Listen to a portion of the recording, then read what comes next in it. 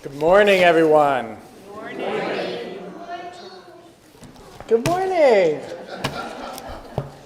I'm the Reverend William Levwood. My pronouns are he and him. So happy to be with you this morning. We'll be starting a little bit late because I know some folks are still asleep, so we'll start in about an hour. Just kidding. As we begin our service, if you're here in the sanctuary, I invite you to silence your phones and then to take a deep breath as we center ourselves for worship.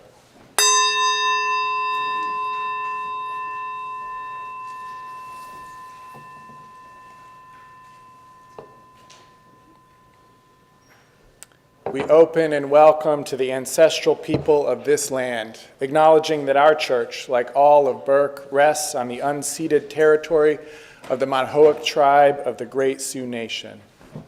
We seek healing and the realization of justice with the people of this land, who live on in their descendants, the present-day members of the Monacan Indian Nation, the Patawomeck Indian Tribe of Virginia, and the Piscataway Indian Nation. We honor the ancestors as we move toward healing so that all, together, shall one day know full justice. Welcome to Accotink Unitarian Universalist Church.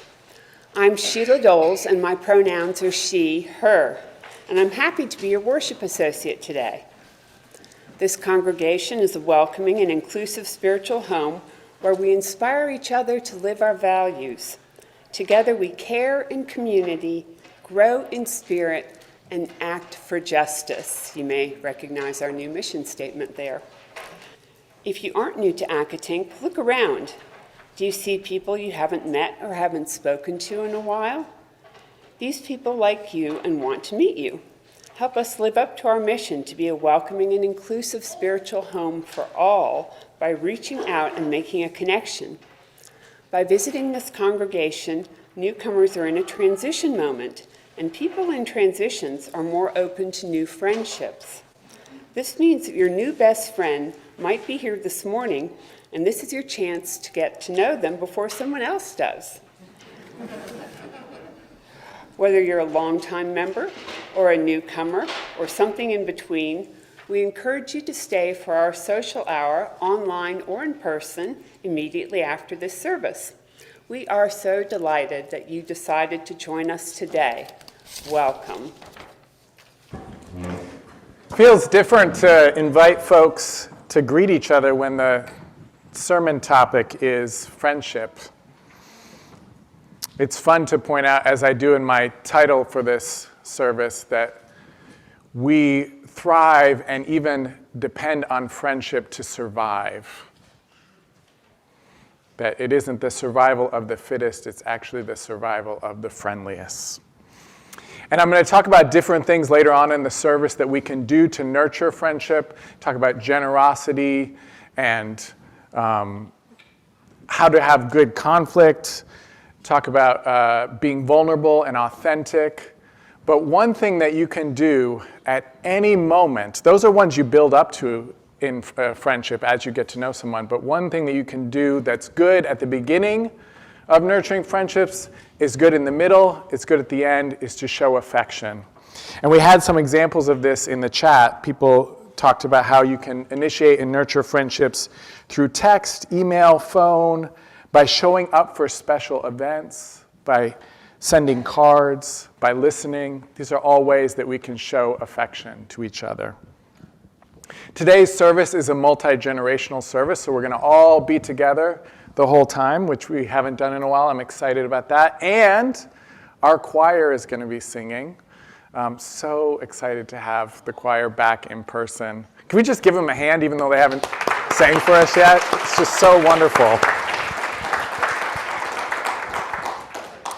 Part of the reason we're talking about friendship today is because the Cherry Blossom Festival is coming in the DC area, and the cherry blossom trees were a gift from Japan to the United States, a gift of friendship. So that's part of why we're celebrating friendship today and honoring that today. The other reason is that vulnerability is our monthly theme, and vulnerability is an important part of how you nurture friendship. Some of you got pieces of paper and pencils Can we have the slide for the tanka? So the story that we're sharing this morning is written all in tanka poems. And a tanka, you might know of a haiku, which is 575. A tanka adds another 2 lines of 7 syllables. So this is kind of fun. In the book, it says it has a tanka about how to be a tanka. I am a tanka, a poem with 5 short lines. Count my syllables. You will know I am finished when you get to 31. So, isn't that fun? So I'm inviting you, it's kind of challenging, but I know you're up for the challenge. I'm inviting you to write tanka throughout the service. And if you're especially up for a challenge, try to put one of the objects from the story into your tanka.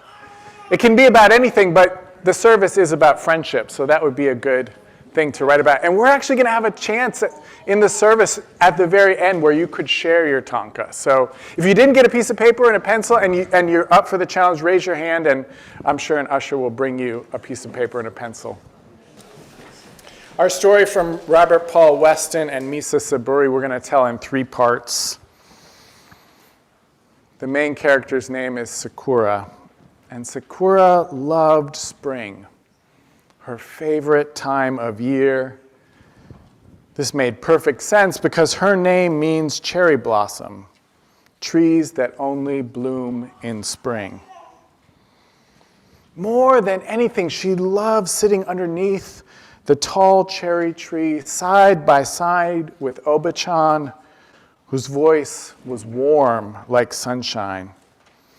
Together they sat in the shade of pink petals, watching them flutter. They ate bento box lunches. They told each other stories. I've watched this tree grow all my life, said Oba-chan. This is how I learned seeing these blossoms in bloom is always finest with friends.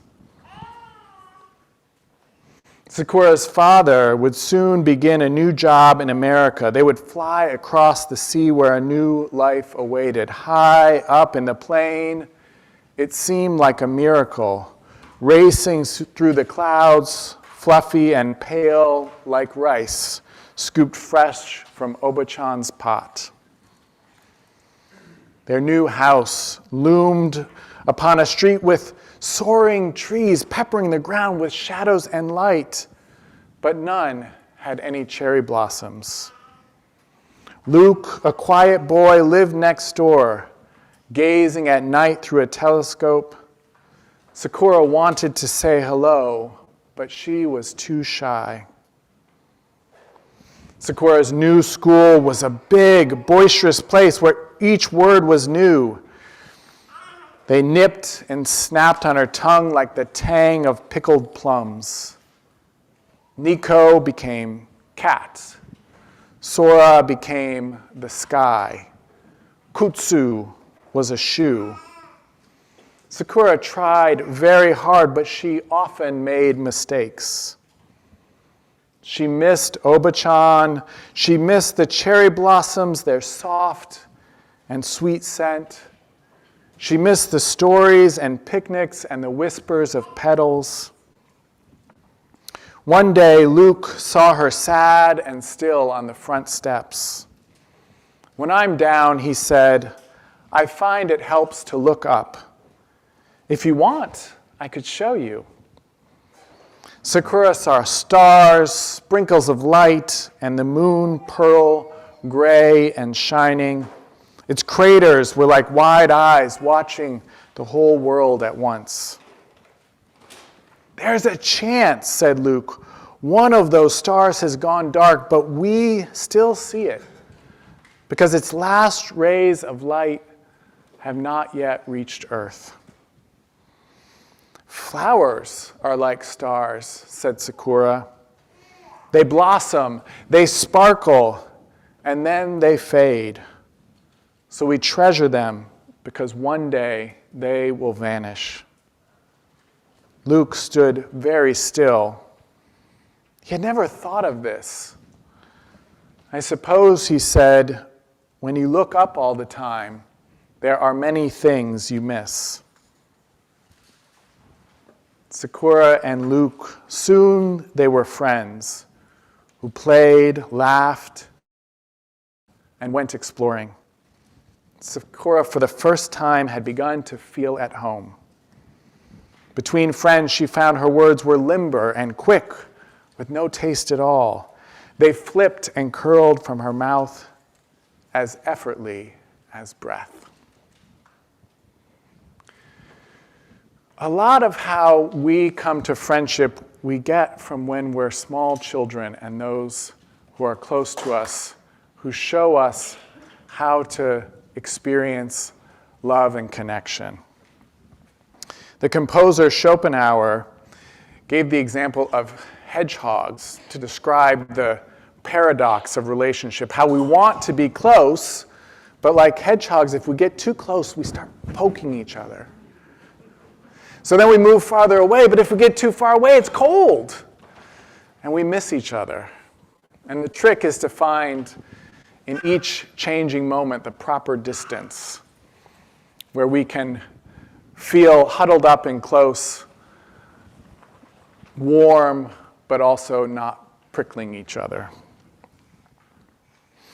In the story that I just shared, Oba-chan gives the gift to Sakura of this model of a loving friendship. As they sit under the pink petals and watch them flutter, as they eat bento box lunches, as they tell each other stories. She even names the importance of friendship. This is how I learned seeing these blossoms in bloom is always finest with friends. The beauty of the blossoms is expanded, is broken open by the beauty of the connection, the friendship between grandmother and granddaughter. So this secure attachment teaches Sakura to assume good intentions. And when we assume good intentions and go out into the world assuming that people are trustworthy, studies show that they become more trustworthy in response. One of the challenges with friendship as we grow older is that we think that it's going to happen organically. And childhood friendship often does happen this way. There's a clue for how this happens in our story. It says, Luke, a quiet boy, lived next door. And one of the key ingredients to making friends is spontaneous interactions between people that happen when you're just around them on a regular basis. This happens at school, happens in activities on the sport team or in the school band. The activity doesn't matter so much, it's the opportunity to be together on a regular basis. Now, as we grow up, it's harder to have this. We don't necessarily have these interactions where we are around people like this. It might happen a little bit at work, but there's less opportunity for intimacy and opening up at work. And so that sense that friendships are going to happen naturally actually becomes a disservice to us because we don't go out and initiate friendships. We don't do the things that make friendships happen. One of these things is called propinquity. Can anybody say that? Propinquity? Feel free to put that into your Tonka poem, although it might not leave very many syllables in that line left over. Propinquity is simply the fact that you're likely to build relationships with people that you have consistent physical proximity with. In fact, they've done studies where they had people show up to classes. They didn't participate. They didn't do anything. They weren't actually even enrolled in the class, but the person who showed up the most, and therefore was most familiar to their classmates, was the person that students said they liked the most, they felt the most affection for, just from having them around. So I sometimes tell people, especially folks, I see some folks who I haven't seen in a while here this morning, and I tell folks when they say, oh, I know I haven't been here in a while, or I see people during the week and they say, I'm not really here that often on Sundays. They say, don't worry about it. I want you to do whatever feeds your spirit. And if that's staying home and sleeping in or taking a walk around a lake or in a forest, you just go ahead and do that. You don't have to come to this sanctuary. However, if what you want is to make connections with other people, you need propinquity to do that. And so you should show up every single Sunday. People will like you more, even if you don't even talk to them. They're going to like you more, and eventually they're going to come up to you and they're going to start talking to you, because just seeing you makes them feel closer to you. So if that isn't a reason to show up to church, I don't know what is, right? Even though propinquity does a lot of the work, we still need to initiate. We need to initiate an initial interaction, and then we need to initiate spending more time together, which is difficult for many of us because, like Sakura, we're shy, we're nervous, we're scared that the other person won't like us, we feel awkward, maybe we pull out our phone so that we're here but we're not really here because of that nervousness. But there's something called the liking gap. I want to bring your attention to this. The liking gap is the gap between how much we think other people like us and how much other people report that they like us. People report that they like us more than we think they like us. There's a gap between our perception and the reality. So one simple way to improve your opportunity of making more friends is to simply assume that people like you from the get-go. When you do that, something happens that's called the acceptance prophecy. You feel liked, so you're more friendly, and then people are more friendly back in return, and sure enough, the friendship develops just from that act of assuming that people are going to like you and responding to them with that in mind. So I invite you today, after coffee hour, not only to go up and, at coffee hour, not only to go up and talk to each other, but to invite each other.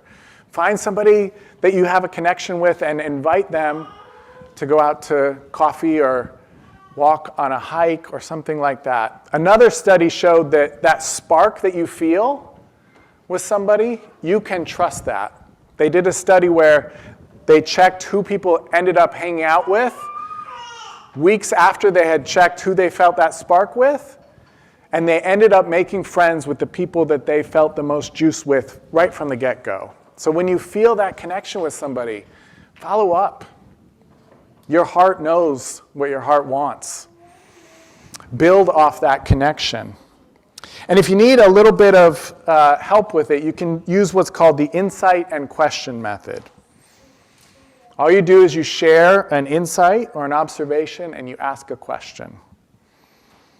So you could say, the minister suggested to use the insight and question method. Did you think that would work very well? What did you think about that? Or what was it that you found most useful in this morning's service? And then they'll share, and then you'll share, and that gets things going. Did you notice I did the Tonka, about a Tonka thing right there? Question and answer, yeah. In our story, it's Luke who reaches out. Sakura is in a new place. She's missing her obachan and the cherry blossoms. She's missing her familiar culture, her family, her friends. Luke sees this and he reaches out. He goes over and he says, when I'm down, I find it helps to look up. If you want, I could show you. And once that connection is made, the friendship begins. Now, I think we often don't realize how beneficial friendship is. I can't help but think of that term, friends with benefits, as if all friendship doesn't come with benefits to begin with, right? But that very phrase shows that we give too much emphasis to romantic relationships and not enough importance to friendships. It turns out that social connection, friendship, is the most powerful determinant amongst multiple kinds of determinants of well-being. Turns out that if you want to live a long and healthy life, what you should focus on most is developing friendships, because a large social network reduces our risk of death by nearly twice as much as exercise, twice as much as eating a healthy diet. If you want to lower your risk of depression, studies have shown that someone to confide in is the best prevention against depression. Even if all you want to do is walk up a steep hill, they've done a study that shows that you perceive the hill to be less steep if you're walking it with a friend. And friendship has benefits for society as well. Research finds that having one friend in an outgroup, which simply means a group that you're not a part of, alters people's response to that entire outgroup and even increases people's support of policies benefiting that outgroup. Another study finds our hostility towards outgroups decreases when our friend is friends with someone in that group. When even our friend is friends with someone in an outgroup, the ripple effect of friendship creates a network of benefits and care and love. Friendship is where we develop empathy. According to one theory, it's during the ages of 8 to 10 that we first experience relationships where we value another's welfare as much as our own. Think about that, especially those of you who have been parents or caregivers. Up until 8 or 10, they're not thinking about your welfare as much as you're thinking about theirs. It's helpful to realize, no, I didn't get a laugh on that one. Your 6-year-old is a little bit selfish. So is your 3-year-old. But around 8 or 10, they start to care about other people in the same way that they care about each other and to develop empathy through friendships. Friendship can also be a way of expanding our sense of self. This is called self-expansion theory, which says that our identity needs to constantly expand for us to be fulfilled, and that relationships are our primary means for this expansion. So we see this in the story. Luke has a telescope, which literally expands Sakura's vision of the world. She sees the stars and the pearly gray moon with its craters gazing back at Earth. But it's not only that. When Luke shares that it's possible that a star we're looking at has already gone dark by the time we see it, then it's Sakura's turn to expand his vision, sharing that stars are like flowers, treasured also for their sparkle, because one day they will vanish. Luke realizes he's never thought of this before, so they're sharing different ways of perceiving the world and expanding their own universe. Friendship transforms our lives, changes the very way that we experience our world. And for Sakura, she finally begins to feel she belongs in her new home. Things that were once difficult become joyful. Those words that she was tripping over are limber and quick. They flip and curl from her tongue as effortlessly as breath, but only once she's found friendship. When the winter came, Sakura's mother told her, "We have to go back. Not for long, but we must go. Oba-chan is very ill." Sakura's hometown seemed much smaller than before. In the cold, bright sun, even the tall cherry tree was shivering and leafless. Mother had been right. Oba-chan was very sick, dozing in her bed. But hearing Sakura's voice, she awoke, her eyes dancing. "My little blossom," she cried, "seeing you again makes me so happy. It is all I wanted, only this and nothing more." This time, on the plain, Sakura did not marvel at the cotton clouds. She slept, dreaming of a sky churning with every season. Returning to our story, you might remember that Sakura was on the plane back from visiting her sick Oba-chan, and the sky was filled with the churning of all the seasons. Luke was excited to see Sakura again, but when he asked her to go exploring with him, she said no. She was too sad. She was worried, too. Might she forget Oba-chan? Her face? Her laughter?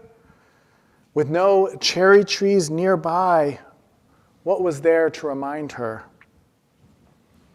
"Don't worry," said Luke. "I have a surprise for you. Just wait until spring." Sakura did. She waited. The days grew warmer, and then the entire city burst to life, flowers blooming on every corner.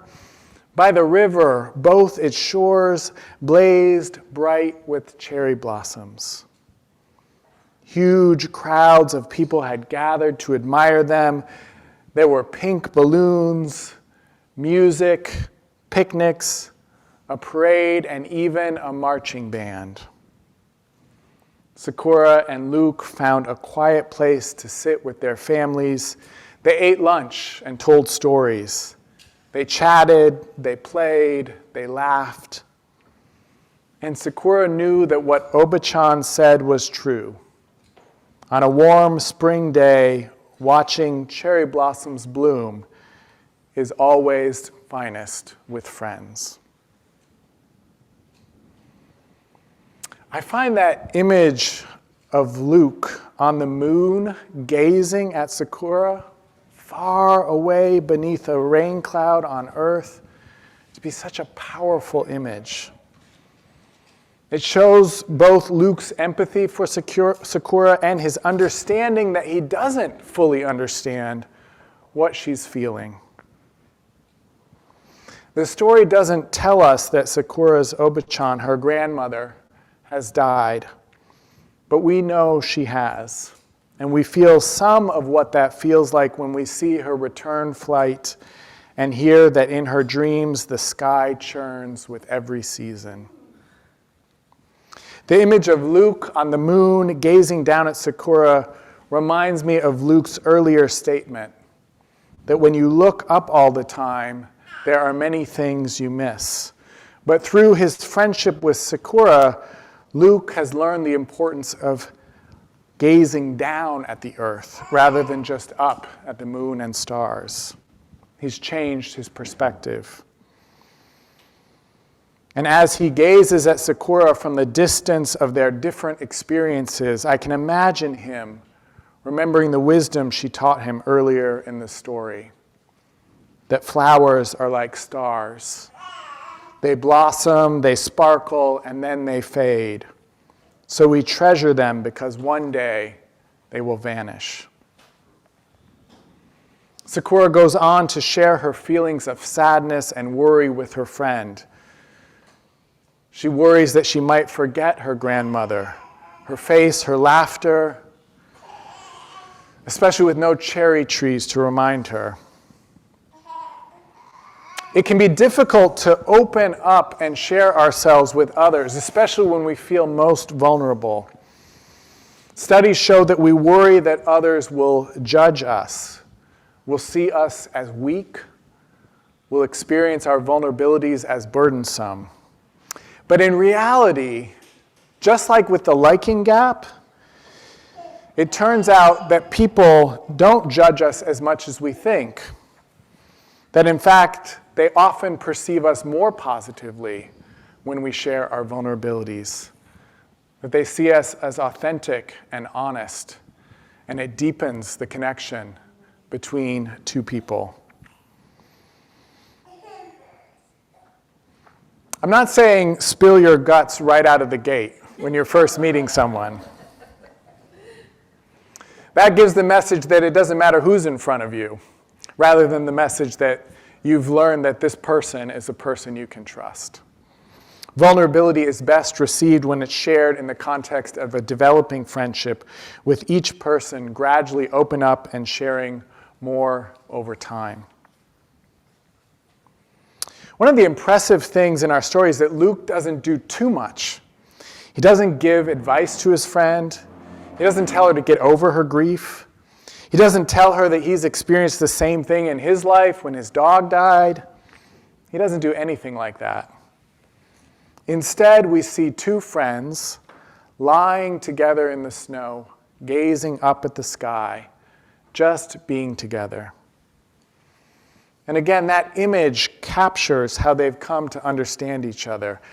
They're looking up, Luke's wisdom, but without a telescope and with their backs yielding into the earth, Sakura's wisdom of being grounded in the world.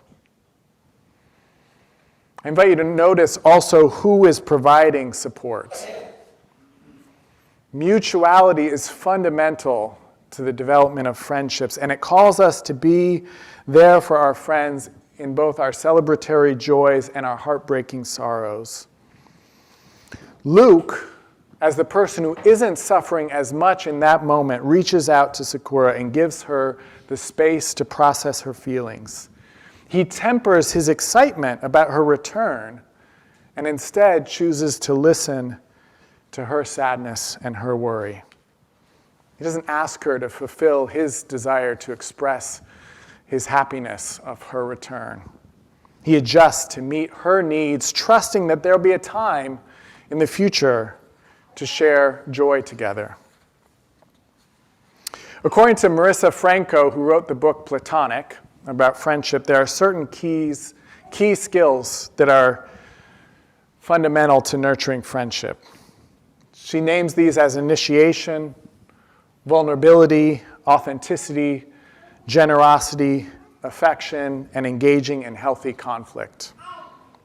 Now, most of these, like vulnerability, develop over time. I mentioned earlier that affection is the one that you can do at any point in the relationship. But most of them develop over time in the context of that mutuality. M. Scott Peck has a definition for community that Marissa Franco uses to define mutuality. He defines community as a group of people who have learned how to communicate honestly with each other, whose relationships go deeper than their masks of composure, and who have developed some significant commitment to rejoice together, mourn together, and to delight in each other, and make others' conditions our own. That's the key to mutuality, this ability to make others' conditions our own, which develops over time as we get to know and understand each other. And that can take more time and more effort and a different kind of care when we're connecting across differences. Marissa Franco points out that if you have a marginalized identity, it may not be safe to be vulnerable with someone who has a privileged identity. Being in that marginalized position, you actually know more about the person in the privileged identity. You have to survive in the world. And the person in the privileged identity, because they don't have to, may not have much insight into your experience. So Marissa Franco suggests that those of us, and we're probably all in marginalized moments in different times, in different relationships in our lives. So if you're in that marginalized identity in relation to someone else, Marissa Franco suggests you practice the 3 V's. The first is to vet the friendship. Make initial inquiries to see if that person is able to really connect with you and honor where you're coming from. And then if they are, then take the risk of opening up and being vulnerable, sharing your experiences, particularly your vulnerability that comes from being a part of a marginalized group. And then as the relationship develops more, you might feel comfortable voicing concerns related to your marginalized identity that come up in the relationship. So somebody might say something that rubs you the wrong way, connected to your marginalized identity. A bit of sexism or racism might show itself. A little bit of homophobia might come through. If you've done the vetting, if you've eased into that vulnerability and the person has shown they're able to connect with you there, then you might take the next risk and say, you know, when you didn't speak up when that friend of yours said that joke or that hurtful comment, it really hurt me, and I need you to know that. And that's an opportunity to deepen that friendship. Now, if you're in the privileged position, I invite you to imagine that you're like Luke. That people who are in marginalized identities are inundated with small insults and hurts over and over again. So that a small slight, or what seems like a small slight to you, when that's been built on top of other slights, is going to feel bigger. And so what you need to do is adjust your mutuality, just as Luke does, just as you would if someone is in a period of grieving, and listen more. Open up and be quiet and really honor the other person's experience. There's a name for that. It's called adjusted mutuality.